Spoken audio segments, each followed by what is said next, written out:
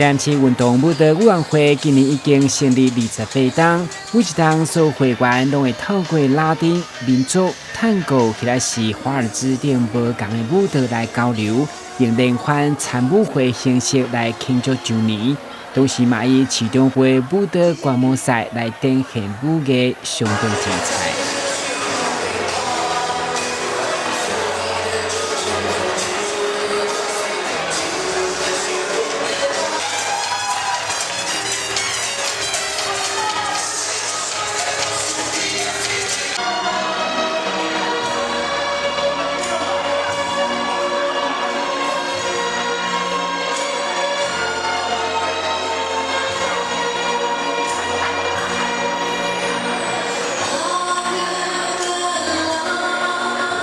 会中市中每天嘛高场祝贺甲所有会员请安，同时亲切甲大家翕相留念，表现相当温馨。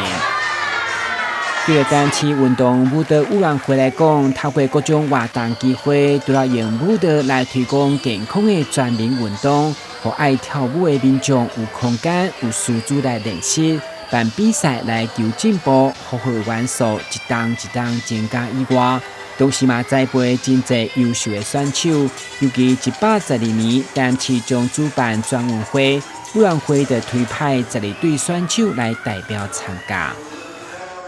我们要推广全民运动哈，我们也有选手要代表台南市到嘉义去参加哈。那晚上呢，他们都有莅临的很辛苦的指导老师呢，有来跟我们指导哈。那我们的选手，我希望呢，我们台南市民呢，跟我们的运动舞蹈委员会这边的选手呢，能够给他们加油支持。会中副主委陈俊豪嘛赞助选手过现金10万块，希望替台南市争取公营。同时，所有委员干部嘛出面感谢所有会员的参与和大会热烈滚滚。台南新闻编辑蔡云报道。